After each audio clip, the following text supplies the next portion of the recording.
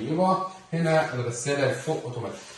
الغساله الفوق اوتوماتيك طبعا ابتكار مؤسسه راميتال، ابتكار حديث للغساله الفوق اوتوماتيك اللي طبعا بدات تكون في الفتره ديت موجوده داخل اكتر المطابخ. وكان الشكل بيبقى معانا مش لطيف ان احنا قفلنا المطبخ كامل ولكن قطعه الغساله باينه معانا بشكل مش كويس. طيب عملنا ايه وفكرنا ازاي؟